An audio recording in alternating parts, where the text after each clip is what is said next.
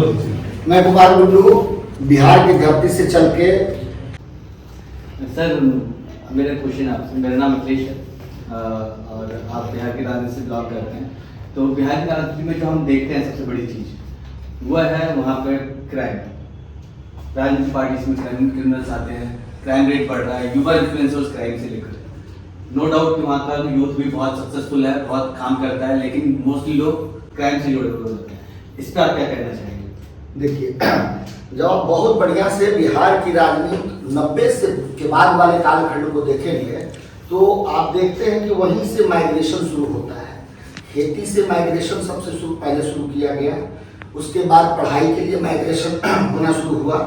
तो बिहार का जो सामाजिक ताना बाना है ना, वो एक तरह से जो अच्छे लोग, पढ़े लिखे लोग, जो समझदार लोग थे ना, वो अपनी रोजी रोटी और कमाई के लिए बिहार से बाहर चले गए। और हुआ ये कि जो गांव ग्रामीण इलाके में अनपढ़, अशिक्षित और जो लोग एक तरह से लोकल स्तर पे जिन चीज़ों को कब्जा करके अगर वो अपनी परवरिश और अपनी चीज़ों को बढ़ा रहे थे, उसमें सरकारी टेंडर की ठेकेदारी थी, बालू थी, शराब वाले मामले में 16 साल से देख रहे हैं। तो इसके लिए वो उसको पावर चाहिए। अपराधी लोगों ने गिरोह बना लिया और चीज़ों को करना शुरू कर दिया और राजनेताओं ने भी उसका भरपूर उपयोग किया। चुनाव के वक्त आप देखेंगे, आप किसी भी दल में देख लीजिए, वो बिहार के किसी दल में भी उपचुनाव हुआ, बिहार में आप देखे होंगे 4 उपचुनाव में तरारी से किसको टिकट दिया? भाजपा ने। तो भाजपा ऐसी पार्टी है जो कहती है कि हम विश्व की सबसे बड़ी पार्टी, हम बहुत क्लीन लोगों को रखते हैं, मगर एक सुनील पांडे जैसे जो नोटेरियस अपराधी रहे हैं, उनको जब टिकट देने में सक्षम नहीं हुए तो उनको बेटे बुला के टिकट दिया गया इनडायरेक्ट रूप से। तो आप कमोबेश देखेंगे कि बिहार के अभी 243 विधायक हैं, उसमें से 126 पे बहुत ही गंभीर केसेस चल रहे हैं, मर्डर, हत्या, अपहरण, इन तरह की चीजों। तो क्रिमिनल ही अब पॉलिटिशियन हो गए बिहार में। पहले पॉलिटिशियन को मदद करते थे, मगर अब क्रिमिनल ही डायरेक्ट राजनीति को कर रहे हैं। तो अब जहां से मैं बिलोंग करता हूं, मैं एक उपमा पे उदाहरण के तौर पे आपको बता देता हूं। मैं विक्रम विधानसभा बिलोंग करता हूं। भाजपा की हालत यह है कि 2005 में भी उसको अपना कैंडिडेट नहीं मिला था, तो उन्होंने लोजपा से आयातित एक अनिल कुमार को भाजपा में ज्वाइन कराया और 10 साल वही विक्रम से विधायक रहे। और जब वो 2015 में हारते हैं तो 2020 में उनकी टिकट काट दी जाती है और निर्दलीय लड़ते हैं। और भाजपा की हालत और गनीमत समझ लीजिए बिहार में कि एक कांग्रेस से जीते हुए विधायक को वो अपनी पार्टी में लाते हैं और अभी भाजपा उन्हीं को शायद टिकट देगी। तो भाजपा के पास तो कैंडिडेट है ही नहीं, अब इनको क्यों लाया गया, ये सबसे बड़ा प्रश्न है। अपराधी छवि के लोगों को सारी पार्टियां जानती हैं कि हमने कोई वैसा काम नहीं किया है कि जो हमारे काम पे कोई वोट दे। भाजपा जदयू 20 साल से है, तो न शिक्षा में काम किया है बढ़िया, न स्वास्थ्य में काम किया है, न रोजगार में किया है। तो उन्होंने ऐसी व्यवस्था बना दी कि अपराधी तरह के लोगों को उन्होंने टिकट देना शुरू कर दिया, उनको संरक्षित करना शुरू कर दिया और उनका समाज में एक दबदबा होता है। जो जानते हैं जनता कि ये गलत है, ये गलत हो रहा है, रोड बन रहा है, 10 दिन में टूट जा रहा है, मगर उनको बोलने की हिम्मत नहीं है। अपने अधिकार के लिए भी वो वोट नहीं दे सकते हैं और उसको ऐसी तरीके से दिखाया जाता है डर को, जैसे कि लोग स्वतः उन चीजों को स्वीकार कर लिए हैं। पहले डराया जाता है, फिर कुछ आर्थिक प्रलोभन देके उनको खुश किया जाता है। गरीब लोग, अनपढ़ लोग, अशिक्षित लोग जो नागरिक बने ही नहीं, वो 100, 200, 500 रुपये लेके और चुनाव के लास्ट 3 डेज में वो अपनी ओपिनियन को उनके हिसाब से दे देते हैं। तो ये पूरे बिहार की परिगाथा है कि अच्छे कैंडिडेट भाजपा भी नहीं चुन पाई है और वो उस तरह के लोगों को ला रही है जो कि समाज में दबदबा बनाए हुए हैं। अपराधी हैं या नहीं है, मगर अपराधी छवि है। अपराधी उनके साथ संगत में रहते हैं। आप मान लीजिए अपराधी नहीं भी, और अगर आपके यहाँ पे बैठे 20 लोग अपराधी तत्व के लोग हैं, तो वो तो बाहरी दुनिया वाले देख के ये कहेंगे ना कि ये तो अपराधियों का सरगना है। भाई अपराध खुद नहीं करता है, मगर अपराधी इसके पास आते जाते हैं। तो समाज के निचले लोग बोल नहीं पा रहे हैं और यही दुश्वारी है जो क्राइम, और आप देखते हैं कि बिहार में क्राइम बहुत ज़्यादा है। आप एडीआर की रिपोर्ट निकाल के देख लीजिएगा कि बिहार में 2005 के पहले क्राइम बहुत ऊंचा था। 2005 और 12 के बीच में नीतीश जी ने थोड़ा बहुत उसको बहुत बढ़िया कंट्रोल किया सुशासन के नाम पे। जब से इनको प्रधानमंत्री बनने का शौक लग गया और जीतन राम मांझी जी को देखे वो दूसरी तरह की राजनीति करने लगे, वो अब देख लीजिए 4 बार अल्टा पलटी करते रहे, वो अब उनके पास जो है सिर्फ जीतने का वही फंडा है, अपराधियों को साथ लाओ। अनंत सिंह को कभी बाहर लेते हैं, कभी अंदर करते हैं। उधर आप देख लीजिए शहाबुद्दीन जी को जब मरने के बाद उनके बेटे को आरजेडी अंदर लेती है। आप सभी तरह के अपराधियों को देख लीजिए। आप मुन्ना शुक्ला को लोकसभा में इलेक्शन लड़ाए वैशाली से आरजेडी में, तो आप मुख्य चेहरा किसी भी पार्टी का अपराधी छवि वाले, दबंग छवि वाले ही रहेंगे, नेता आपको नहीं दिखेगा। आप बता दीजिए आपके भाजपा में भी नित्यानंद राय की छवि क्या है? आज भले वो गृह राज्य मंत्री बन गए, मगर बिहार के लोगों को पता है कि उनकी छवि क्या थी। सम्राट चौधरी की क्या छवि है, उनकी भाषा को आप देखते ही होंगे।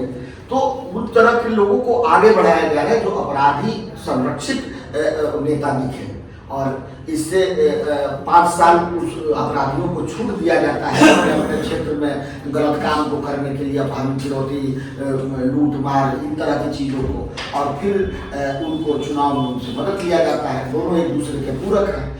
समाज बदलना चाहता है बिहार के समाज, मगर इन अपराधियों और अफसरों के ऐसे कुचक्र में फंसा हुआ है समाज कि वो डर के मारे अपनी अभिव्यक्ति को सही दिशा में नहीं दे पाते हैं। ऑब्वियसली बिहार को अगर निकलना है तो अच्छे लोगों को साहस करके आगे आना पड़ेगा। मैं भी उसी कड़ी में हूँ। मैं अकेले अपने एक दो मित्रों के साथ घूमता हूँ अपने क्षेत्र में। ऐसा माहौल है हमारे यहाँ का कि आपको डर लग जाएगा अगर आप किसी नेता के एकदम से ओपोनेंट हो जाएंगे। जब उनको लगेगा कि हार की स्थिति में है तो आपकी अपनी सुरक्षा के लिए खड़ा होना पड़ेगा, नहीं तो हजारों ऐसे लड़के घूम रहे हैं जो बिहार में क्राइम को 5000 और 2000 में करने के लिए तैयार है।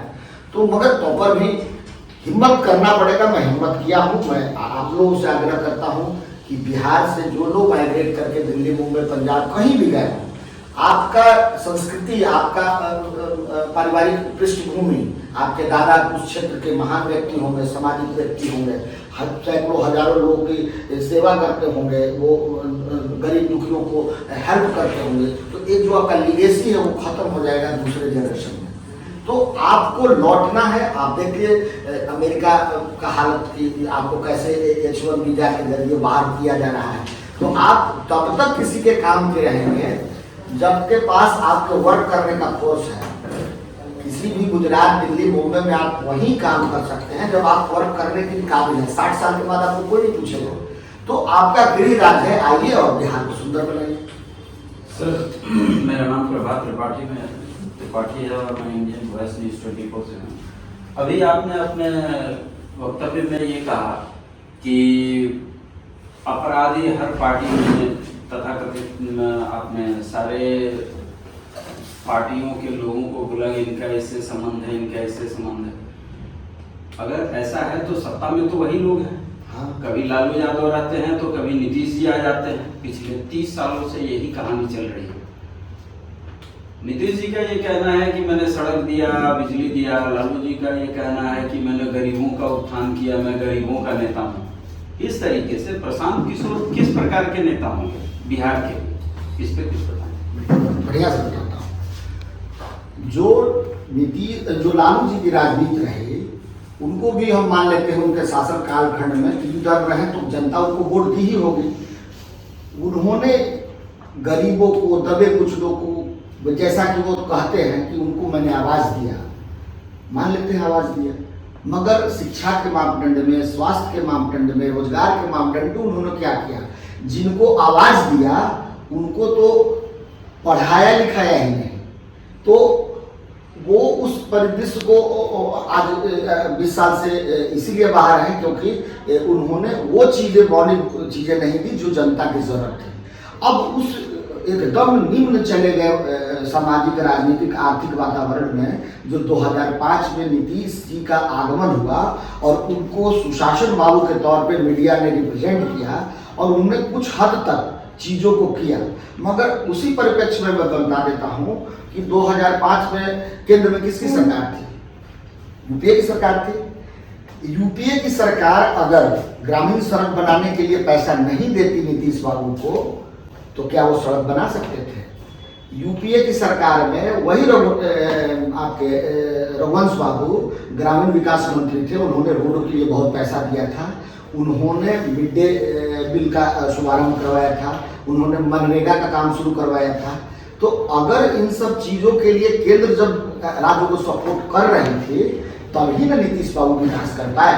तो एक तरह से मनमोहन सिंह को मैं थैंकफुल बोलता हूँ और ग्रेटफुल बोलता हूँ कि उन्होंने बिहार की ओर देखा। मगर यही, अब दूसरी कड़ी में भाजपा वाली सरकार को बताऊंगा, पहले वो फिनिश कर लूँ। तो वही नीतीश बाबू, सुशासन बाबू और विकास बाबू कहला गए कि उनको पैसा केंद्र से मिला तब, और किसी मापदंड में आपने कुछ बेहतर किया। मैं ऑब्वियसली मानता हूँ, मैं मानता हूं कि आपने ऑर्गेनाइज क्राइम को कंट्रोल किया था, मैं मानता हूं कि आपने मनमोहन सिंह के सहयोग से आपने रोड कुछ अच्छा बना दिया था। आज भी ग्रामीण रोड बिहार का बहुत खराब है। जो मुख्य सड़कें हैं ना वही ठीक है। आपको बता देता हूँ जानकारी के लिए, मैं विक्रम क्षेत्र में घूमता हूँ और ऐसे सैकड़ों गांव ग्रामीण से जुड़े हुए गांव टोला हैं जो अभी पक्कीकरण भी नहीं हुए हैं, और जो पक्कीकरण हुए हैं वही 10 साल पहले पक्कीकरण हुए, अभी उसमें रिपेयरिंग हुआ है, बड़ा बड़ा गड्ढा है, ठीक है। तो वो मीडिया का एक क्रिएशन है कि रोड के नाम पे उनको ये चीज़ बना दिया गया है। मगर नीतीश बाबू ने भी वो चीज़ें नहीं की जो उनको करना चाहिए था। शिक्षा को अगर सबसे ज़्यादा इतिहास जब लिखा जाएगा कि शिक्षा को सबसे ज़्यादा गर्भ में लालू जी ले गए कि नीतीश बाबू ले गए, तो मेरे हिसाब से नीतीश बाबू ले गए, ठीक है ना। लालू जी के रिजिम में हमने पढ़ा है। मैं पार्वती हाई स्कूल विक्रम में बहुत बढ़िया हाई स्कूल है, जो कभी हमारे बाप दादाओं ने ज़मीन लेकर 50 एकड़ में स्कूल को बनवाया था, और वो स्कूल जो है वो इतना आज़ादी के कालखंड में इतिहासपूर्ण है कि वहाँ सुभाष चंद्र बोस भी गए थे। उसी स्कूल से पढ़ के मैं यहाँ आपके सामने बोल रहा हूँ। और आज 90 के बाद हम अपने बच्चे को कॉन्वेंट में पढ़ा रहे हैं, मगर वो ये स्किल उनके पास नहीं है जो बढ़िया से अंग्रेजी में या हिंदी में बढ़िया से बोल सके, समसामयिक विषयों को समझ सके, राजनीति को समझ सके, जो अपने इतिहास है उसको बढ़िया से समझ सके। तो नीतीश जी ने पढ़ाई को एकदम से खत्म कर दिया। उन्होंने क्या किया कि स्कूल के नाम पे वो खिचड़ी वाले सिस्टम को क्रिएट कर दिया। उन्होंने स्कूल के नाम पे ऐसे शिक्षकों को रखना शुरू कर दिया जिनका मापदंड पढ़ाई था ही नहीं। वो मापदंड था कि 5000 में कौन रहोगे, तो 5000 में जो अनपढ़ है, अशिक्षित है, वही रहेंगे ना। वो लोग अपने गांव के बगल वाले स्कूल में उनको नौकरी मिल जाना था, घर में खेती कर लेना था और 2 घंटे स्कूल चले जाना था। ऐसे टीचर्स को रखा गया, टोला सेवक रखा गया कि बच्चों को घर से ले आइए और इनको स्कूल में लाने। बताइए, हम लोग के ज़माने में बच्चे को लाने की जरूरत पड़ती है क्या? उसके लिए रसोईया और मतलब ऐसे ऐसे चीज़ वोट बैंक के रूप में क्रिएट किया गया। उस स्कूल के माध्यम से उस शिक्षा को बंद कर दिया गया। छात्रवृत्ति देंगे, खिचड़ी देंगे, साइकिल देंगे, पोशाक देंगे, ये देंगे, वो देंगे, मगर शिक्षा नहीं देंगे। जब तक बिल्डिंग बहुत बढ़िया बनी हुई है बिहार में स्कूलों में, टीचर्स नहीं है। तो नीतीश बाबू ने गर्त में ले चल गया पूरे बिहार के शिक्षा व्यवस्था को। कॉलेज, पटना कॉलेज का आप नाम सुने होंगे, बिहार में बहुत नाम था, बड़े बड़े IAS IPS हुए, मगर अभी चले जाइए वहाँ पे आप 1/3 टीचर ही नहीं, 1/3 ही टीचर बचे हैं, नई नियुक्तियाँ भी नहीं हुई है। अब इस डबल इंजन के सरकार में जहाँ ये कहा जा रहा है केंद्र से भी कि हम बहुत भैया फिनिश करते हैं। नीतीश बाबू पे बोल दिया आप, जो आपने कहा था कि प्रशांत जी क्या करेंगे, उसको फिनिश कर देते हैं। प्रशांत जी पहली बार बोले हैं कि अगर सड़कें टूटी हैं तो 5 साल नहीं बनेगी तो कोई दिक्कत नहीं, अगर नाली टूटी है तो 5 साल नहीं बनेगी तो कोई दिक्कत नहीं, अगर इंदिरा आवास में आपका पैसा नहीं आया है तो कोई बात नहीं। मगर जिस सेशन 90 के बाद और 2005 से 2025 तक ने अपनी शिक्षा दीक्षा नहीं ले पाए हैं, उसके वजह से मजदूर बन गए हैं और आगे आने वाले करोड़ों बच्चों को मैं मजदूर नहीं बनने देना चाहता। इसके लिए पहली शर्त रखे शिक्षा को एक उन्नत जो शिक्षा व्यवस्था है दुनिया में चल रही है उस तरह का चीज़ों को सरकारी तौर पे खड़ा करेंगे। मैं एक दिन में तो नहीं बन जाएगा पूरे बिहार में, उसके लिए एक रास्ता निकाले हैं कि जितने भी कॉन्वेंट और प्राइवेट स्कूल्स हैं उसमें हमारे सरकार आने के बाद बच्चों को मुफ्त एडमिशन, मुफ्त मतलब स्कूल को पैसा दिया जाए वो सरकार देंगे, हम मुफ्त अपना पैसा देके एडमिशन कराएंगे, पोशाक खरीदवाएंगे और उसका ट्यूशन फी भी देंगे। तो वहाँ से जब शिक्षा आना शुरू हो जाएगा उस गरीब, दलित और अनपढ़ और शिक्षित परिवार के यहाँ, जिसको मोदी जी 5 किलो अनाज देके ठग रहे हैं, तो उसका नेक्स्ट जनरेशन अगर 15 साल के बाद पढ़ के खड़ा हो जाएगा, उसको सरकारी जॉब मिले ना मिले, पढ़ जाएगा तो वो अपनी जिंदगी को बेहतर करने के लिए तो कुछ कर ही लेगा। तो हमारा उद्देश्य है कि एक भी बच्चा जो अभी पैदा लिया है और पढ़ने वाला है उसको हम लोग पढ़ाई के उस मापदंड दें जो विश्व स्तरीय है, और इसके बाद और चीज किया जाएगा, और सबसे पहले पढ़ाई के लिए जाएगा। एक मिनट और करेंगे सर। हो रहे हैं, बहुत सारी चीज़ें हम देख रहे हैं, आप उनके तरफ से रिप्रेजेंटेटिव हैं, तो हम पत्रकार लोग तो यही समझते हैं कि प्रशांत किशोर के रिप्रेजेंटेटिव होने का मतलब हमारे सारे सवालों का जवाब आप उनसे संवाद करके देंगे। जनता ये जानना चाहती है, अभी उनका एक सवाल आया था कि जो लोग भी बिहार से बाहर रहते हैं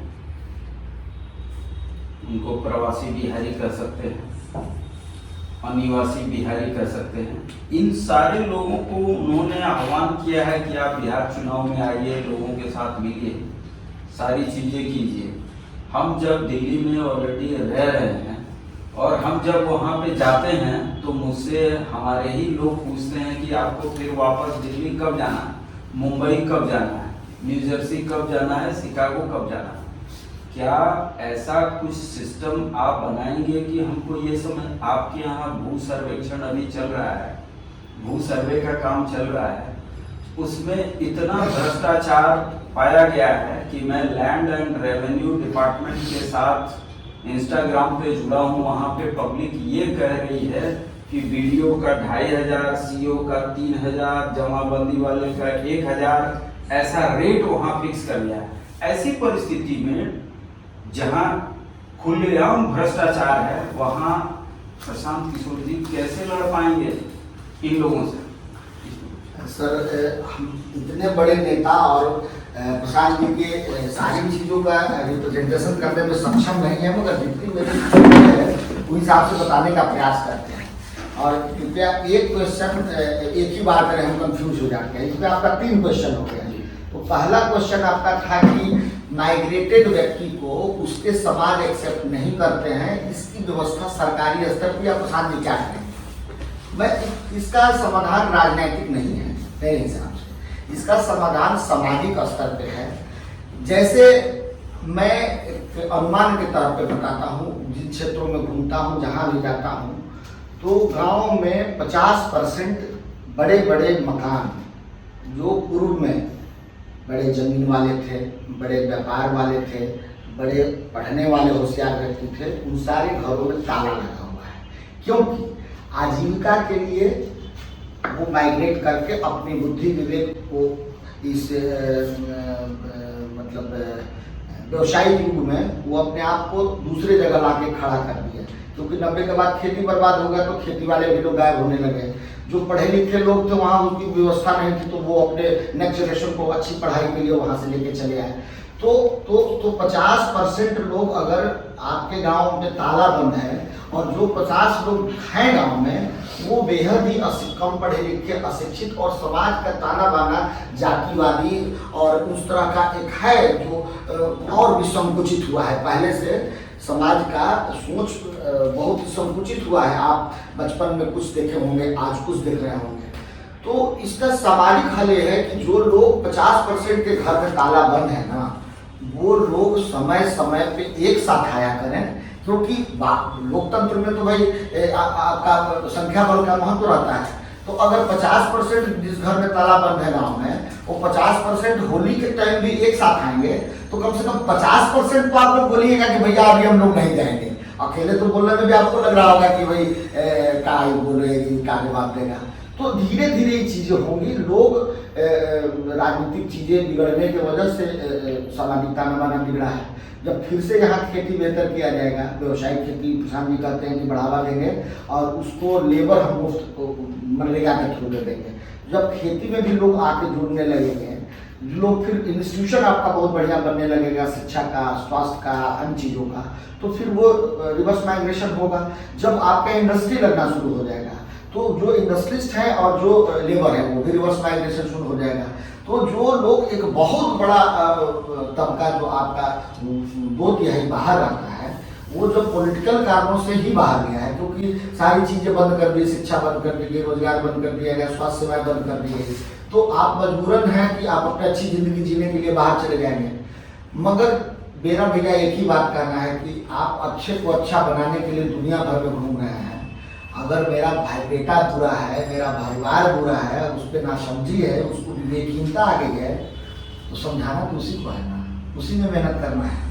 वो कल आपको अपना माने, ऐसी व्यवस्था बनाइए समाज में कि जैसे आपके दादाजी को लोग मानते थे, आपके फादर को मानते थे, तो आपको भी माने, वैसी चीजें आप उनको करना पड़ेगा, तभी बदलेगा। एक दिन में तो बिगड़ा नहीं है, बिगड़ा है 50 साल में, तो सुधार को करेगा 10 साल में, बहुत मेहनत करिएगा। हम लोगों का कर्तव्य बनता है कि अपने लोगों से जुड़े, क्योंकि वो शिक्षित है, अनपढ़ है, बेहद कमजोर है, लाचार है, आपसे इससे उनको आप जो बहुत बढ़िया गाड़ी से जाते होंगे, बहुत बढ़िया कपड़े पहन के जाते होंगे, बहुत बढ़िया खाना खाते होंगे, इससे है उनको भैया, तो उनको थोड़ा खाना भी खिलाइए, गाड़ी में घुमाइए भी, तभी आप भी सहयोग करिए, देखिए समय बदलेगा, लोग विचार। एक और सवाल था, भूमि सर्वे का भूमि सर्वे काम चल रहा है, हाँ। उस पर आपकी क्या है? एकदम आकंठ डूबी हुई है सीओ कार्यालय पूरे बिहार का 534, ठीक है, 534 ब्लॉक है बिहार में, 534 एक भी ऐसा नहीं मिलेगा आपको जिसका रेट तय नहीं है कि इस ब्लॉक में कितना रेट पे जाएगा। हमारे यहाँ का रेट है 50 लाख, ठीक है, और आपको 1000 2000 तो छोड़ दीजिए भैया, मैं खुद इसका गवाह हूँ, क्योंकि जमीन जायदाद से मुझे भी प्रेम है, कुछ भी थोड़ा बहुत होता है, हर साल कुछ ना कुछ खरीदते हैं, व्यापार से कमाया हुआ है तो, और उसी गांव में खरीदते हैं जहाँ मेरा कुछ टाइम है, बाहर नहीं खरीदते हैं भैया। मेरे यहाँ रेट है, कट्ठे पे रेट है। अगर 1 बीघा के कागज आप बनवा के ले जाएंगे ना, तो वो मल्टीपल 4000 गुने 20 जोड़ेगा, 80,000 मांगेगा, ठीक है ना। और आपको कोई दिक्कत नहीं है, क्योंकि हमने जिससे खरीदा उसका भी रजिस्टर 2 में नाम है, उसका भी ऑनलाइन चढ़ा हुआ है, मैं खरीदा, आ जाना चाहिए। मगर ये इतना बड़ा फॉर्मेट है जो ऑनलाइन करके सरकारों ने लोगों को बेवकूफ बनाया है। पहले बताता हूँ, समझा देता हूँ कि कैसे ये जटिलता बढ़ गई। जब से ऑनलाइन नहीं था ना, पहले 1000 2000 4000 भैया का लोग काम करा लेता था और लोगों को 2-4 हजार देने में दिक्कत नहीं होता था। अब क्या हो गया है कि ऑनलाइन सरकारों ने कहा कि हम अपडेट करते हैं डेटा को। डेटा अपडेट करने वाला वो प्राइवेट एजेंसी था, वो 10-5 हजार वाला ऑपरेटर रख के वो काम कराना शुरू कर दिया। जो रजिस्टर 2 पुराना था और रजिस्टर 1 पुराना है, रजिस्टर 2 ब्लॉक में रहता है, रजिस्टर 1 आपका जिला का निबंधन कार्यालय में रहता है।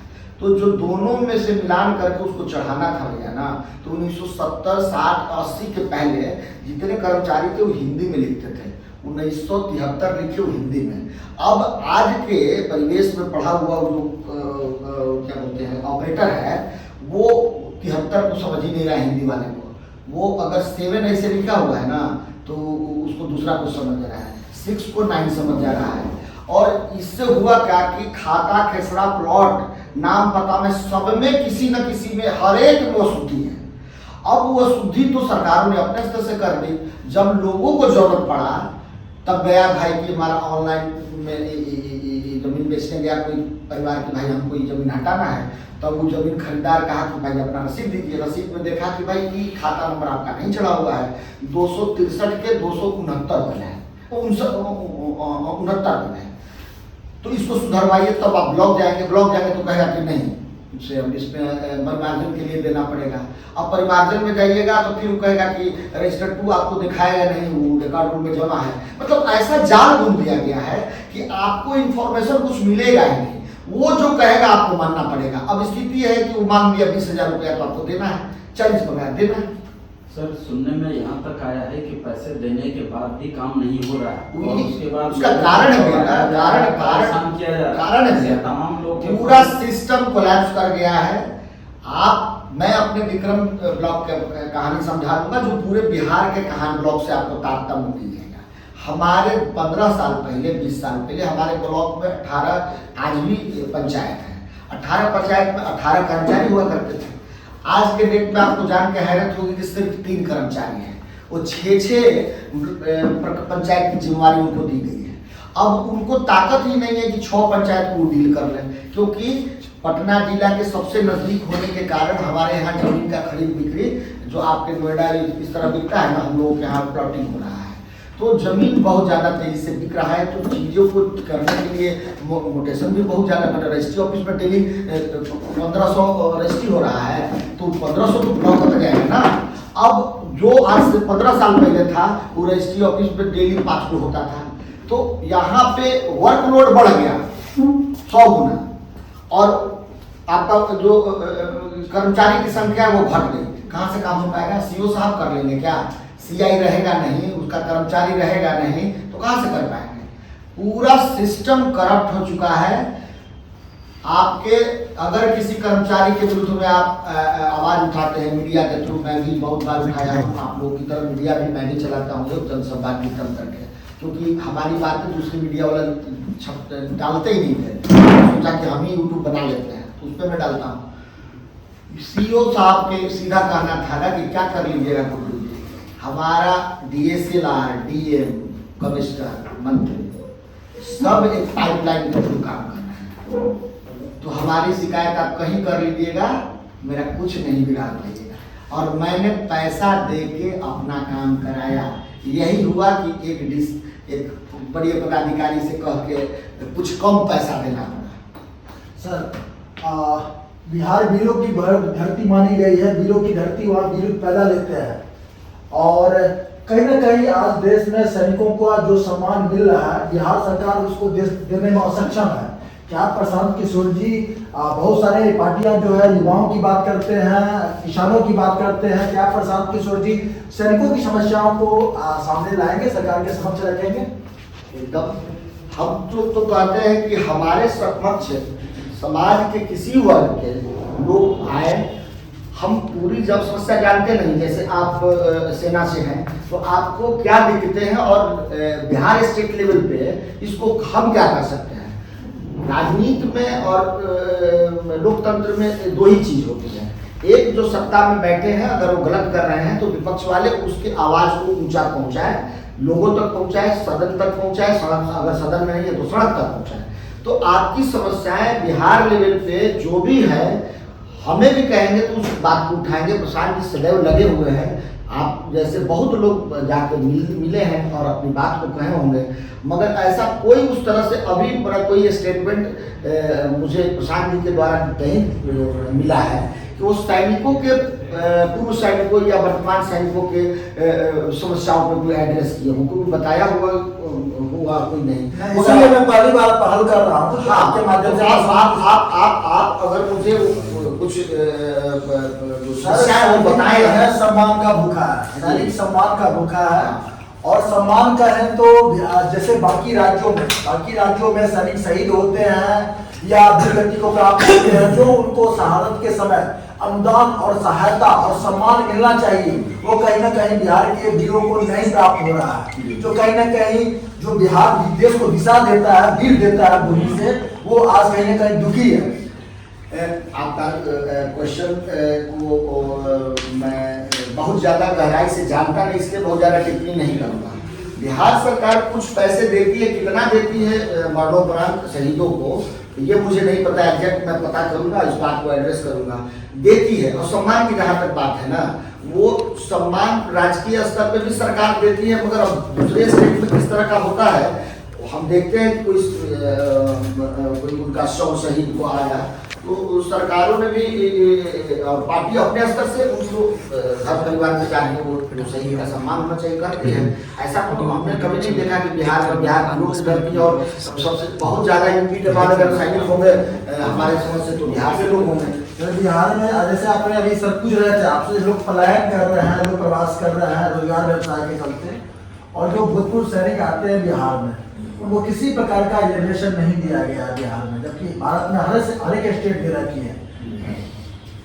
तो इस बात का भी मैं पूरा जानकारी नहीं रखता हूँ, इसलिए इस पर ज़्यादा टिप्पणी नहीं करूँगा। मगर मैं देखा हूँ कि ठीक है नीतीश जी का मैं विरोधी हूँ, मगर एक चीज़ तो नीतीश जी ने किया है ना, कुछ सैनिकों को अपने यहाँ सैप में उन्होंने अच्छी खासी नौकरी दी है। सर आप अगर एक फौजी को जो सीमा पर सहारा देने वाला, सीमा पर अपनी वीरता दिखाने वाले को एक सिक्योरिटी गार्ड के तौर पर सेफ पर रखते हैं, इसको उपलब्धि मानते हैं। नहीं तो आप किस तरह से, बैंक में भी मैंने बहुत लोगों को देखा है, मगर हाँ, बैंक तो स्टेट गवर्नमेंट का पॉलिसी नहीं है ना, केंद्र का है, उसका PSU अलग डिपार्टमेंट है, ठीक है। स्टेट गवर्नमेंट की तरफ से नहीं, मैं आपकी बात समझ गया और सहमत हूँ।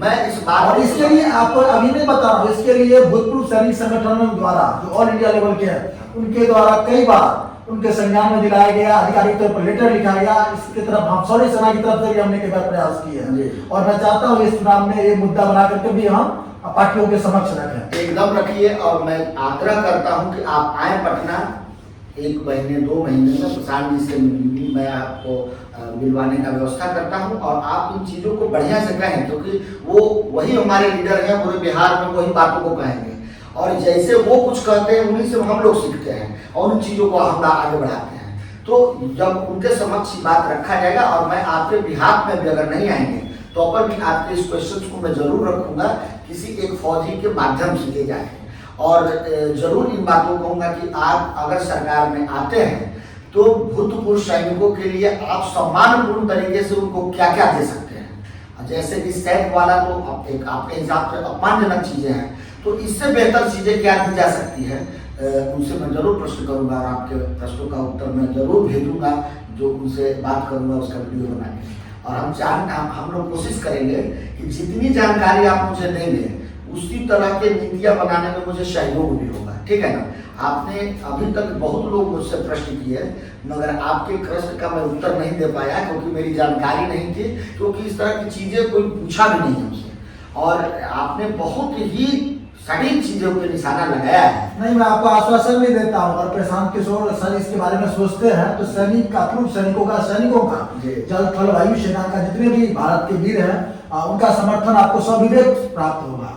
जी जी जी जी, मैं उनकी बात को प्रशांत, उनके मन में जो बात चल रही है, मगर मैं क्षेत्र में घूमता भी हूँ, और मैं कोशिश करूँगा कि उस तरह के जो फौज से रिटायर लोग आए हुए हैं उनसे बात करके एक ऐसा मतलब प्रश्न तैयार करूँ जो उनके मन में है, उनके सम्मान के प्रति है, उनके यहाँ पे फिर से अपने आप को खड़ा करने के लिए है, क्योंकि अब तो और ज़्यादा प्रॉब्लम है, क्योंकि अग्निवीर हो जाने के बाद तो बच्चे और 4 साल के बाद आ जाएंगे, तो उनको कैसे सरकारें फिर समायोजित करेंगी, ये एक प्रश्न है। बिहार सरकार में भी इसका बहुत मतलब तरीके से सोचना पड़ेगा कि इनको कैसे, जिन चीज़ों को सीख के आए हैं उनको अपने यहाँ कैसे यूटिलाइज करें, उनके अनुभवों का लाभ उठा सकते हैं। अनुभव का लाभ हम कैसे उठाएं। आपका प्रश्न का बहुत बहुत मैं कायल हूँ और धन्यवाद देता हूँ कि बहुत लोगों से मैंने बात किया, मगर आपके इस प्रश्न का सही जवाब मैं नहीं दे पाया, जितना टूटी समझती उससे मैं दे पाया। सर एक और आखिरी क्वेश्चन है, बिहार की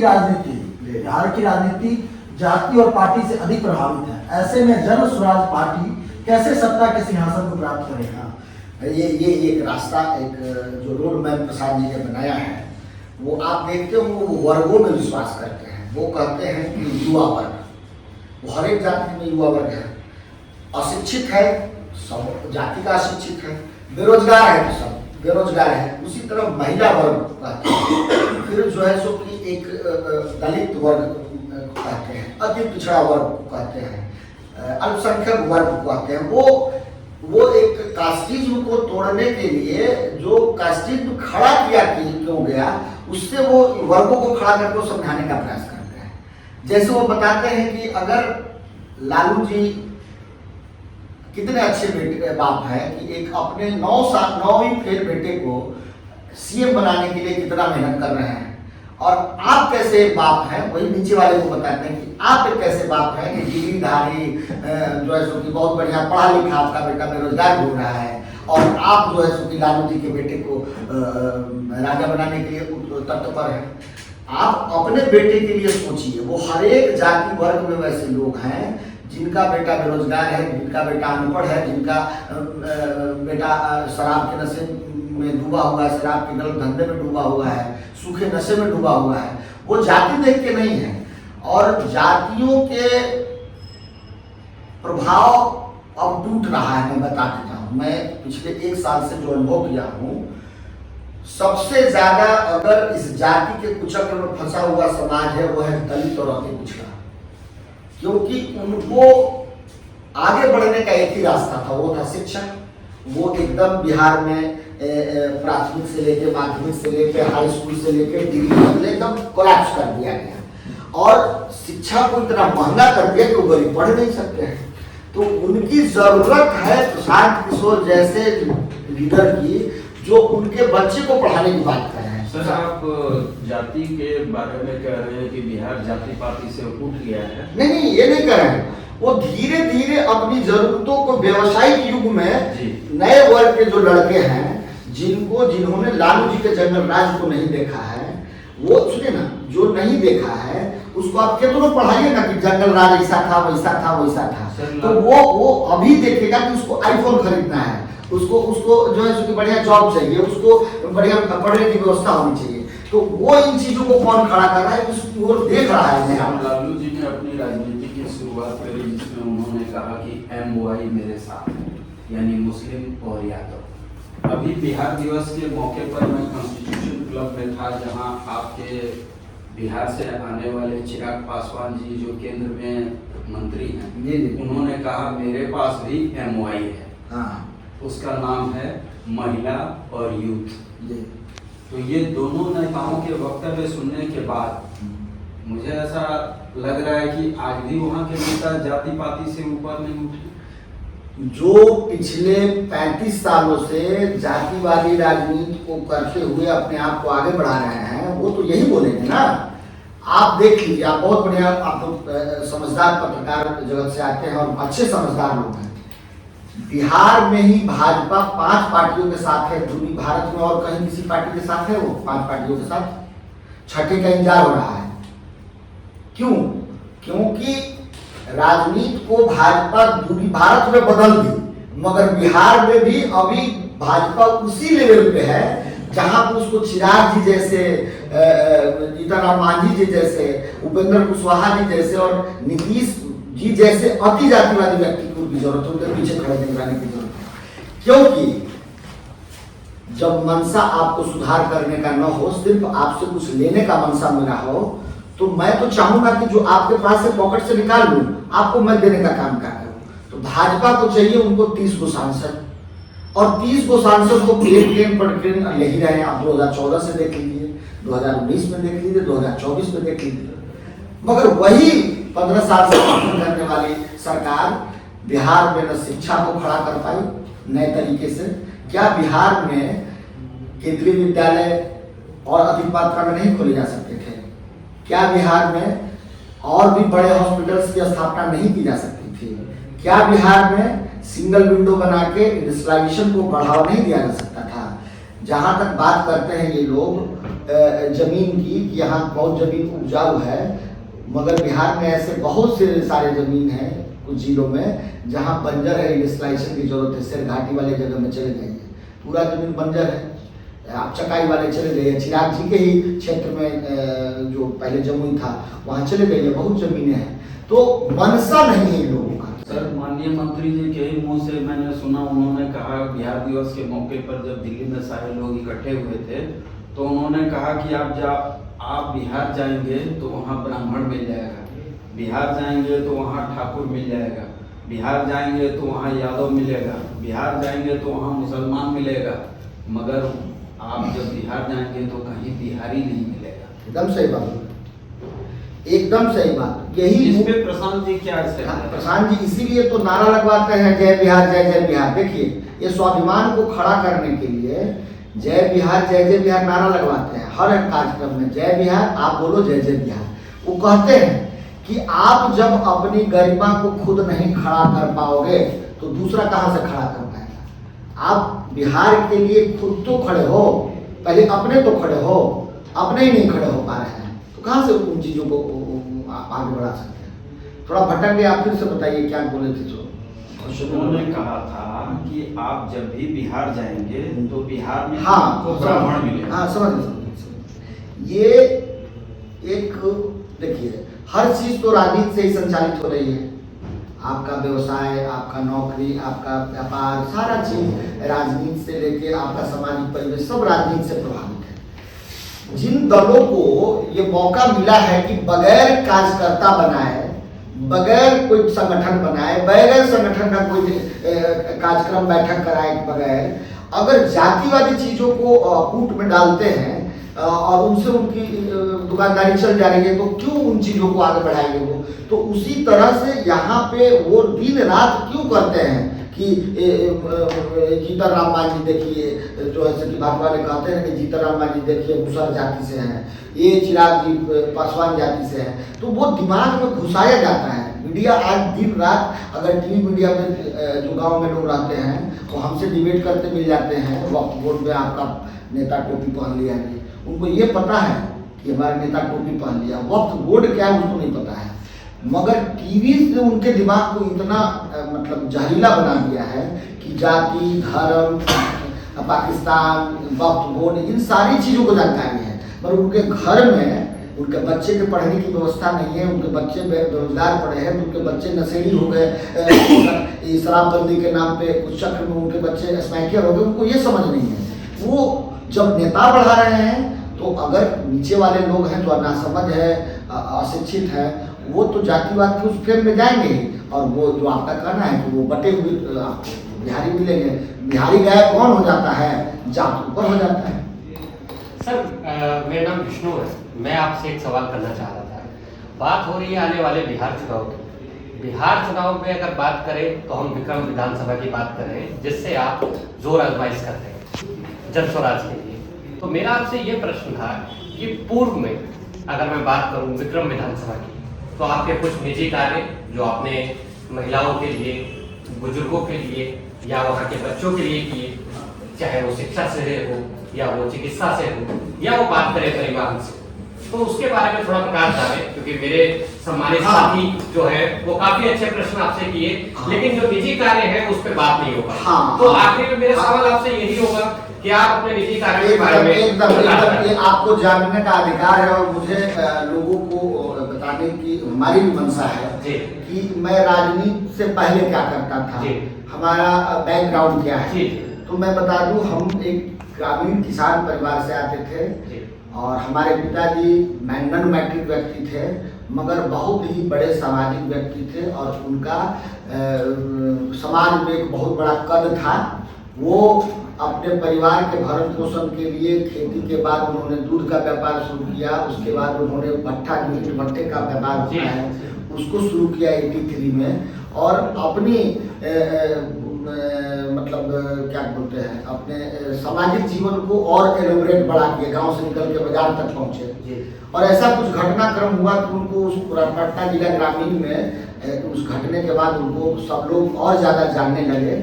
और मेरे पिताजी कभी राजनीतिक व्यक्ति नहीं थे, अगर राजनीति करते वो विधायक कभी हो जाते, ठीक है ना। मगर उनको एक छोटी सी घटना बताता हूँ कि एक हमारे यहाँ व्यापार मंडल होता है, सहकारिता का आप लोग जानते होंगे। उस व्यापार मंडल पे एक ही परिवार का कब्जा था आज़ादी के बाद से और 2006 में इलेक्शन होना था। हमारे बाबूजी के कुछ लोगों ने आके कहा कि अरविंद बाबू आप ही इसको हटा सकते हैं, आप लड़िएगा ना तो इसको आप हटा सकते हैं। बाबूजी हमसे कहे, हम उस समय नए नए व्यापार में आए थे, तो हम बाबूजी कहे कि सब पटना में नहीं पढ़ना है, बाबूजी लोग चाह रहा है किसी तरह फंसा दे। मगर बाबूजी स्वाभिमानी व्यक्ति थे और लोगों के समाज के लिए वो अपने आप को झोंकना उचित समझते थे, तो कहे कि नहीं लड़ेंगे। और वो चुनाव मैं बताऊं कि बहुत बढ़िया से हम लोग जीते और उसमें मेरा भी योगदान नवयुवकों को साथ लेने का बहुत रहा। और 2006 से 2011 तक वो व्यापार मंडल के अध्यक्ष रहे और उसके बाद मैं अपना वही पुश्तैनी धंधा से व्यापार शुरू किया 2000 ईस्वी से, और उसी में और वृद्धि किया, 2-3 भट्टे और किए, और उसी क्षेत्र में किया जो विक्रम विधानसभा का क्षेत्र है। एक भट्टे में इनडायरेक्ट तौर पे और डायरेक्ट तौर पे 1000-2000 आदमी जरूर आपसे जुड़े होते हैं, वो गरीब लोग रहते हैं, पिछले अति पिछले दलित। तो वो उससे मतलब 83 से और आज तक भी मैं उस व्यापार को करता हूं, तो जोड़ लीजिए कि कितने लोगों का भरण पोषण और जीवन को मेरे साथ जुड़ा हुआ रहा होगा। उसके बाद मैं पेट्रोल पंप भी चलाता हूं, तो उससे भी सामाजिक सरोकार उसी क्षेत्र में है, जिससे बहुत लोगों का, मुझे अमीर से लेकर गरीब तक के किसान को अगर 5 लीटर डीजल नहीं है और ट्रैक्टर चलाने की जरूरत है तो मेरे यहाँ आ जाएगा, तो लौट के नहीं जाएगा, ठीक है ना। उस इलाके में लोग जानते हैं। तो ये पिताजी से संस्कार में मुझे मिला कि लोगों की सेवा करते रहो। और राजनीति को मैं समझता था बहुत पहले से, क्योंकि मैं पढ़ाई लिखाई में मैट्रिक के बाद भटक गया था, मगर एक अच्छी चीज़ भगवान ने मुझे दी थी कि मैं पेपर का ट्यूटोरियल पढ़ता था, और ट्यूटोरियल पढ़ने से इतने चीज़ों का मेरा मतलब अनुभव है। और मैं आज भी प्रतिदिन अपने महापुरुषों का पुस्तक का मैं अपने घर में लाइब्रेरी बनाया हूँ। हर एक दिन सोने के वक्त या कभी भी मौका मिला तो 10 मिनट 20 मिनट पुस्तक पढ़ेंगे जो मुझे अच्छा लगा। और सबसे ज़्यादा इधर मैंने पढ़ा है सावरकर को, क्योंकि सावरकर को पढ़ना इसलिए जरूरी था कि सावरकर वाले को जवाब देना था मुझे कि सावरकर क्या थे। तो जब तक हम पढ़ते नहीं तो हम भी गूगल बाबा से कितना जानते हैं, तो हमने उनकी खुद की लिखी पुस्तक पढ़ा। तो प्रशांत जी के बिहार में आने के बाद लगा, जब प्रशांत जी के टीम पहली बार मुझसे पूछी कि आप राजनीति में आना चाहते हैं, चुनाव लड़ना चाहते हैं, तो पहला मेरा यही था कि अगर प्रशांत जी बिहार के लोगों के मन को बदल देंगे, मतलब परिवेश बदल जाएगा, अच्छे लोग राजनीति में इंटर करने लगेंगे, अच्छे लोगों को लोग वोट देने लगेंगे, और अच्छे लोगों को लोग घुमाने लगेंगे। अब डर इतना है अपराधियों का कि आपको चाहता है वो बरसाते घूम नहीं सकता, क्योंकि वो बेचारा गरीब है, दलित है, और उसी गांव के कुछ दबंग लोग जिनके पास जमीन है, जिनके पास व्यापार है, उसी के यहाँ नौकरी काम करता है। राजनीतिक चीज़ों का वो अपना गला घोंट के और उसके गलत विचारों के साथ वो खड़ा है, मगर आईक्यू लेवल के साथ जब आप बात करेंगे ना तो समझ में आता है कि बेचारा हमारा समर्थक है, मगर उस परिवेश से बंधा हुआ है। तो हम लोग उन चीज़ों को, उस भय के वातावरण को बहुत ही डाइल्यूट किया है। विक्रम में तो मैंने बहुत किया है, ठीक है ना। और अब जब हम 1.5 साल पहले फेसबुक पे कोई चीज़ डालते थे तो उस पर कमेंट नहीं आता था, लाइक विडल नहीं करता था, मगर अभी जो है ना हजारों की संख्या में लोग बोलते हैं। और उनको मैंने शिक्षा दिया, प्रतिदिन मैं कोई न कोई विक्रम से जुड़े हुए मुद्दे को खड़ा करके स्पीच देता हूं और उन चीज़ों का एनालिसिस करके लोगों को समझाने का प्रयास किया हूँ कि आपके यहाँ ये नहीं है भाई। अभी तत्काल हमारे यहाँ बिहार प्रगति यात्रा हुआ, आप सुने होंगे, मुख्यमंत्री जी हमारे पूरे बिहार के 38 जिला में गए। हमारे जिला में सबसे लास्ट है, वहाँ पे 1400 करोड़ की उन्होंने योजना का नींव रखा। हमारे पटना पश्चिम को वो एक अलग भूभाग में देखते हैं। पटना 3 भाग में पटना को राजनीतिक और सामाजिक रूप में देखा जाता है। पटना महानगर, पटना पूर्वी जो फतुहा और बाढ़ वाला मोकामा इलाका है, और पटना पश्चिमी में दानापुर, बनेर, विक्रम, पालीगंज, मसौढ़ी और फुलवाड़ी से। तो 1400 करोड़ रुपया में सबसे ज़्यादा पैसा मिला, लगभग 500 करोड़ दानापुर को, बिहटा मनेर को मिला 300 करोड़, मसौढ़ी को मिला 200 करोड़, जिसमें 100 करोड़ का वो बहुत बड़ा खेल का स्टेडियम और हर एक खेलों से जुड़ा हुआ एक यूनिवर्सिटी बनाने की व्यवस्था की गई। मगर वही विक्रम को सिर्फ 35 लाख रुपया का एक अंचल कार्यालय का मिला गिफ्ट, और वो भी जो हमारे यहाँ पहले से रजिस्ट्री ऑफिस विद्यमान था भैया, उसका आधा भाग पालीगंज को दे दिया गया। हम लोगों को ये समझाते हैं कि ये डिस्क्रिमिनेशन आपके साथ हो रहा है, क्योंकि आपका राजनीतिक सोच कोई भी इस तरह का रहने वाला न पक्ष में है न विपक्ष में है कि आपकी आवाज़ को आवाज़ दे पाए। तो लोग समझ रहे हैं कि बात तो ठीक कर रहा है कि दानापुर को इतना दिया, अब विक्रम को कुछ नहीं दिया। तो लोगों को समझाने का भी यत्न करना पड़ेगा नेताओं को, और ऐसे ही सिर्फ हवाबाजी करके प्रशांत जी के नाम पे कोई चुनाव नहीं जीत लेगा। जब तक अभी देख लीजिए, आज ही मैं कह के जा रहा हूँ, जो हमारे जैसे लोग ग्रास रूट पे 1.5-2 साल से पब्लिक से कनेक्ट किए, उनकी शादी ब्याह मरनी जीनी कुछ भी फंक्शन हो, चैता कार्यक्रम हो जाए या चाहे होली हो जाए, चाहे जग हो जाए, चाहे प्रवचन हो जाए, चाहे हो दशहरा दिवाली छठ में वो लड़का सब मूर्ति बैठाता है, मतलब आप जुड़ने के हर एक प्रयोजन को अगर जब तक आप नहीं करेंगे ना आपको चीज़ों की समझ होगी, ग्रामीण परिवेश में कमियां क्या हैं, आपको अगर सदन चल भी जाए तो अब करना क्या है, आपको घूम के ही वो पता कर मिल जाएगा और आप लोग से जुड़ जाएंगे। प्रशांत जी जो कर रहे हैं वो अपने लेवल पे कर रहे हैं, हमारे प्रशांत जी के जो हर एक विधानसभा में जो कार्य करता है, जिनको लगता है कि जन स्वराज को सरकार में आनी चाहिए तो उनको दिलदार मेहनत से मेहनत करना पड़ेगा, वर्षों बरस करना पड़ेगा।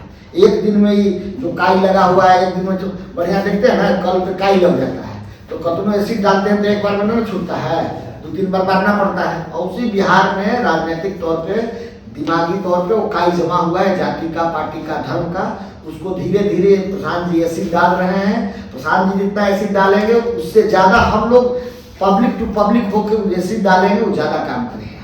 इसलिए 2 क्वेश्चन है हमारा, एक आपके पार्टी से और एक आपसे। आखिरी क्वेश्चन, जी मैंने सुन रखा है प्रशांत किशोर सर जो है बड़े बड़े राजनीतिक पार्टियों को और बड़े बड़े लोगों को राजनीति के सिंहासन तक पहुंचाया है। आज ये चाहते हो तो किसी पार्टी या राजनीति से जुड़ करके वो सत्ता के सिंहासन को या सर्वस्व को प्राप्त कर सकते थे, क्या व्यवस्था हो गई जो उनको जन स्वराज जैसी पार्टी का स्थापना करके और बिहार में अपना सामर्थ्य सिद्ध करना पड़ रहा है? जैसा कि वो कहते हैं, अब उसमें सच्चाई कितनी है कितनी नहीं है।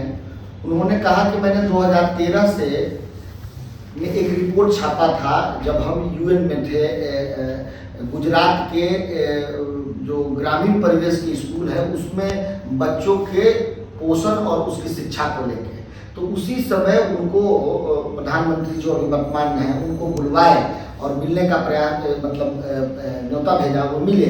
और प्रशांत जी जैसा कहते हैं कि उसके बाद उन्होंने कहा कि आप मेरे साथ आके इसी पे काम करो, मतलब अगर मेरी दुश्मन गलती है, सरकार ये काम को नहीं कर पाई है तो आप सजेस्ट करो कि कैसे करें। तो वहाँ से उनको उस काम के लिए बुलाया गया और उसके बाद वो वही 2013 वाले इलेक्शन जो विधानसभा का था तो कुछ चीज़ें वो प्रशांत जी उनके साथ करने लगे।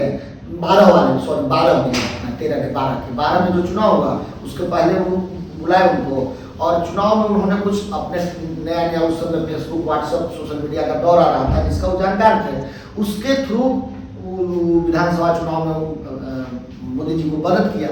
जब वो मोदी जी खुश हुए उनके कार्य को देख के, वो 2014 वाले इलेक्शन में भी उनको साथ रखा, फिर वहाँ भी साथ किए। कहते हैं कि हम ही नारा लिखते थे, हर हर मोदी घर घर मोदी, हम ही मंच पे क्या भाषण बोलना है वो बताते थे। वो जो चुनाव रणनीति का काम है वो किया। फिर वहाँ उत्साह जी से बताते हैं कि उनकी बातों में खटपट हो गई। कारण क्या हुआ कि वो लिटरल एंट्री की बात करते थे। प्रशांत का ये मानना है कि सब चीज़ें आईएएस नहीं कर सकते। अगर यही दिल्ली मेट्रो को कौन बनवाया? श्रीनिवासन जी बनवाए। श्रीनिवासन जी कोई आईएएस तो थे नहीं, मगर प्रशांत का ये मानना है कि जो लोग अपने फील्ड में स्किल प्राप्त कर लिए हैं, जैसे वीरेंद्र भी अपने फील्ड में स्किल प्राप्त किया है, कोई आईएएस इनके स्किल को नहीं तोड़ सकता। मैंने जो जीवन में सीखा है कोई आईएएस सीख लेगा जो मेरा जीवन में अनुभव एकदम ग्रास रूट से जो पाया है। उसी तरह से देश को बनाने के लिए लेटरल एंट्री की जो बात अभी भी आप लोग सुन रहे हो ना, उस समय लेटरल एंट्री वाली बात पे ही प्रशांत से उनको झगड़ा हुआ। प्रशांत की बातों को नहीं माना गया, प्रशांत वहाँ से छोड़ के भाग आए। वहाँ से वो कहते हैं कि हम 2015 में आए तो नीतीश और लालू जी को एक कराए और वहाँ पे सरकार बनवाए। उसके बाद जो है चूँकि पूरे भारत में घूम घूम के अमरिंदर सिंह को मैंने किया, केजरीवाल जी को भी कहते हैं, स्टालिन जी को भी कहते हैं, जगह रेड्डी से लेके अभी ये आपके नायडू साहब को भी कहते हैं, ममता जी को कहते हैं कि हमने 10 लोगों को अपना जो व्यवस्था है चुनाव जीतने लड़ने का उसको रणनीति बना के उनको कुछ सहायता दे के चीज़ों को और आपके पक्ष में हो, ऐसा माहौल बनाने के लिए जो तंत्र यूज किया जाता है, वो सोशल मीडिया हो या पत्रकारिता जगत से हो, उस चीज़ों को खड़ा करने की बात कर रहे थे। हुआ अब 2000 आप देखे हो कि 2017 में उनको बिहार का जदयू का उपाध्यक्ष बनाया गया, बिहार की राजनीति में इंटर किया। 18 आते आते फिर उनको बाहर कर दिया गया। वो कहते हैं कि मैंने सभी लोगों से इसलिए साथ जुड़ा था कि लोगों के जीवन में बदलाव आए, राजनीतिक लोगों को जो मदद कर रहे हैं। हम जैसी मदद करके वो लोग जीत जाते हैं उसके बाद हमारी बात सुनना बंद कर देते हैं। उसी तरह की योजना जो 2015 में नीतीश और लालू जी को एक कराए, तो 7 निश्चय की योजना वो बनवाए थे। आप सुने होंगे बिहार में 7 निश्चय योजना है। प्रशांत जी कहते हैं और उनका कहना है कि एक भी योजना सही तरीके से उसमें लागू नहीं किया गया। बड़ा मन खीन हुआ। तब मैंने डिसाइड किया कि मैं बिहार और एक घटना का और जिक्र करते हैं कि स्टालिन जी के यहाँ गए हुए थे। अमूमन वो चीफ मिनिस्टर के ही हाउस में रहते हैं जहाँ भी जय जी को बनाया है। चीफ सेक्रेटरी साहब उसी समय कुछ कांड हुआ था बिहारी लेबर ओवर के लेके वहाँ पे, तो गलिया रहे थे वो अपना अंग्रेजी में खूब, बिहारी वैसा सामने खड़े थे।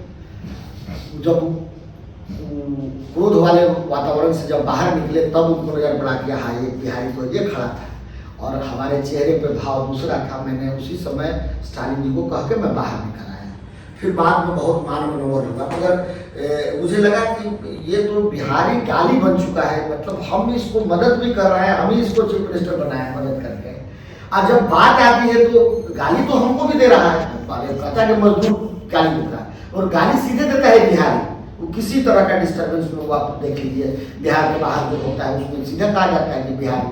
अभी पंजाब में स्टूडेंट के साथ हुआ है, सो देखे हैं। तो उनके अंदर ही लगा कि नहीं, बिहारी जो शब्द बदनाम गाली हो चुका है, इसको सुधारने का एक ही तरीका है कि राजनीति में इंटर किया जाए। और जिस दलों को मैंने हाथ पकड़ा, अब बिहार की जनता का हाथ पकड़ते हैं और उसको शिक्षा देते हैं, वही रणनीति बताते हैं कि तुम इस गलती से कैसे बाहर निकलो। और जो बिहार से बाहर गए हैं उनको भी फिर पुनः स्थापित करने की व्यवस्था यहाँ खड़ी की जाए, उनका भी यहाँ योगदान हो, उनसे भी सहायता लिया जाए। उनसे आग्रह है कि वो अपनी धन संपत्ति बुद्धि सब लगाए यहाँ।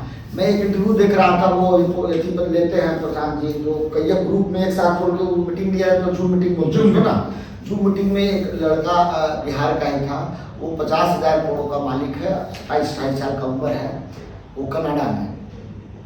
तो बात करते करते वो आदमी रोने लगा, कहा कि भैया हम जो चाह रहे थे बहुत वर्षों से करना कि बिहार के लिए कुछ करे, वो आप कर रहे हैं, बड़ा मन गदगद है से हमारा पास कुल संपत्ति 50,000 करोड़ है।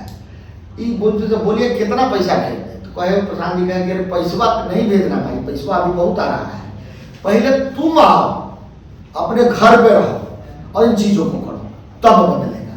तो एक लंबी लड़ाई है, ऐसे तो आसान नहीं है। मगर प्रशांत जी ये भी कहते हैं कि हम छोड़ के जाएंगे नहीं, 2 साल लगे, 5 साल लगे, 10 साल लगे। उसी तरह से मैं भी कहता कि अगर राजनीति में जीवन में करूँगा तो जन सुराज अगर अपने नीति सिद्धांतों पे कायम रहे तो जीवन पर्यंत रहूँगा। अगर जन सुराज अपने नीति नियमों से अलग हो जाएगी तो मैं राजनीति नहीं करूँगा, राजनीति से अलग हट जाऊँगा, क्योंकि ये लास्ट होप है बिहार को बचाने का। न 50 साल पहले कभी इस तरह का कोई किया गया है, पूरे तन मन शुद्धता से। कौन आदमी इतना बड़ा जो चार्टर्ड प्लेन से चलता हो, चीफ मिनिस्टर के हाउस में रहता हो, वो गांव टेंट में रहते 2 साल से रहा हो, आज भी गंगा किनारे मरीन ड्राइव के बगल में एक टेंट बना के गांधी सत्याग्रह आश्रम बना के वहाँ पे हजारों लोग से मीटिंग करना, लोगों को समझाना, लोगों को अलग अलग टास्क देना, ये कौन काम कर रहा है? अगर चीफ मिनिस्टर बनना होता, मंत्री बनना होता तो किसी भी दल में जाकर बन लेते। चीफ मिनिस्टर तो नहीं बनते, मगर मंत्री तो कभी बन जा सकते थे। तो आदमी 2 ही चीज के लिए जीवन में कोई काम करता है, एक पैसा, एक सॉल्व, और प्रशांत के पास दोनों है।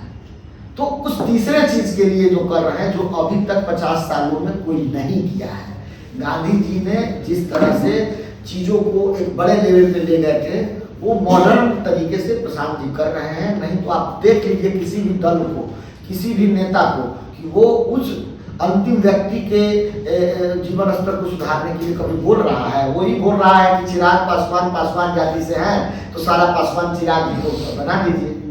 लालू जी बोल रहे हैं कि भैया हमको बना दीजिए, अपने लड़कों कहाँ करें कि यादव समाज से कोई बहुत पढ़ा लिखा होशियार व्यक्ति हो, उसको हम चीफ मिनिस्टर छोड़ दीजिए, उनको चीफ मिनिस्टर बनाते हैं।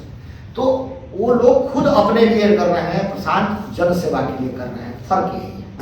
चलिए एक संक्षेप में बताएं, अगर विक्रम विधानसभा की जनता आपको विजय बनाती है तो वहाँ की जनता के लिए आप विशेष एक विधानसभा प्रतिनिधि होने के नाते, एमएलए होने के नाते आप क्या करने वाले हैं? देखिए, सबसे पहले शिक्षा के मापदंड को ठीक किया जाएगा, ठीक है ना। जैसा कि प्रशांत कहते हैं कि अगर हम सरकार में आते हैं तो 5 साल में हर एक साल में 50 बिहार का बजट है शिक्षा का 60,000 करोड़ रुपया। 60,000 करोड़ रुपया में अभी 10 को चपरासी बनने लायक उसमें पढ़ाई नहीं होता है। तो जिन चीज़ों से कोई आउटपुट नहीं हो रहा है उन पे पैसे बर्बाद करने की जरूरत नहीं है। प्रशांत कहते हैं कि हम 20,000 करोड़ रुपया उसमें से निकालेंगे हर साल और नए इंफ्रास्ट्रक्चर और नई शिक्षा नीति को उसमें इम्प्लीमेंट करेंगे। जैसे वो उदाहरण देते हैं कि नेतरहाट को देख लीजिए, बिहार के अधीन एक बिहार सरकार की स्कूल थी, अभी वो झारखंड में है, मगर उससे 500 से 1000 लड़के IAS IPS डॉक्टर इंजीनियर बन के निकले वही सरकारी स्कूल से। उस सरकारी स्कूल और इस सरकारी स्कूल में अंतर क्या है, क्योंकि वहाँ पढ़ाई की गुणवत्ता के मापदंड को अच्छा रखा गया है। वहाँ लैब्स अच्छे हैं, वहाँ ऑडिटोरियम अच्छे हैं, वहाँ टीचर्स बहुत अच्छे हैं, वहाँ प्रैक्टिकल बहुत बढ़िया है, वहाँ इन्वायरमेंट बहुत बढ़िया है। तो जब तक इन सब चीज़ों को नए सिरे से नहीं खड़ा किया जाएगा तब तक कुछ नहीं हो सकता। पिछले बिहार में 35 सालों से एक भी ऐसा केंद्र स्थापित नहीं किया गया है शिक्षा के क्षेत्र का जो कि उच्च मापदंड और विश्व स्तरीय हो। तो प्रशांत कहते हैं कि हम हर एक जिला में 534 जिला है, तो हर एक जिला में प्रखंड है, हर एक प्रखंड में पहले साल हम हर एक प्रखंड में एक वैसा स्कूल बनाएंगे। बिहार सरकार के पास हर एक प्रखंड में जमीन है, जमीन तो लेने की जरूरत नहीं है, खुद के पास जमीन है। बात रह गई इंफ्रास्ट्रक्चर, गाड़ी और टीचर।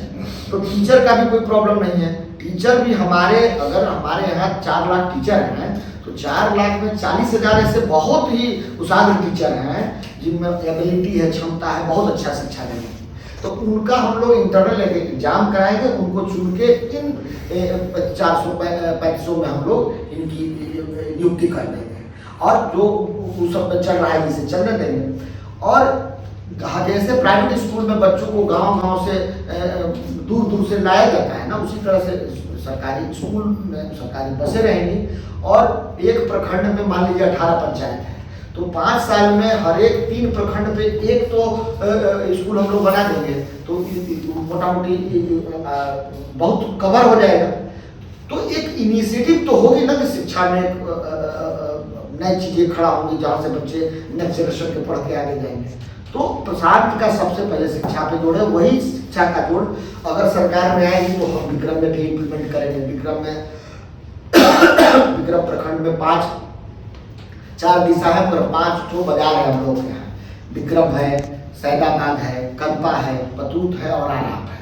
इन 5 जगह पे एक स्कूल बना देंगे, पूरा पंचायत कवर कर देगा। हमारे यहाँ प्राइमरी स्वास्थ्य की सबसे बड़ी प्रॉब्लम है। हमारे यहाँ कोई भी रेफरल अस्पताल उस तरह का नहीं है जो कि स्वास्थ्य सेवाएं गरीब को दे पाए। वो सिर्फ रेफर करने के लिए है। न वहाँ डॉक्टर बढ़िया रहते हैं, न नर्सेज रहते हैं, न कंपाउंडर रहते हैं, न दवा रहती है।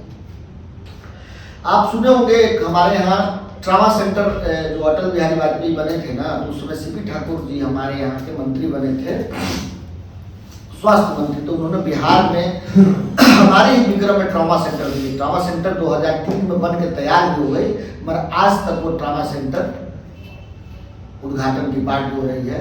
अभी फिर चुनाव आया है तो ड्रामा का ड्रामा शुरू हो गया। अभी सम्राट चौधरी 1 महीना में जाएंगे, शिलान्यास करेंगे। अब कह रहे हैं कि उसमें नहीं, नया बनाएंगे, और नया भी बनाएंगे तो PPP मॉडल पे बनाएंगे। PPP मॉडल तो आप लोग समझते ही होंगे, प्राइवेट पब्लिक प्राइवेट पार्टनरशिप। उसमें क्या होगा कि सिर्फ अमीर लोग इलाज कराएंगे। तो सबसे पहले हमारी जरूरत है विक्रम के एक बहुत बढ़िया सरकारी अस्पताल की, जो हम लोग अगले 5 साल में इसको करने का प्रयास करेंगे। पढ़ाई और खेल के नहीं बढ़िया सुविधा होने की वजह से हमारे बच्चे नशे की हो जा रहे हैं। हमारा बिहार पूर्ता पंजाब हो चुका है।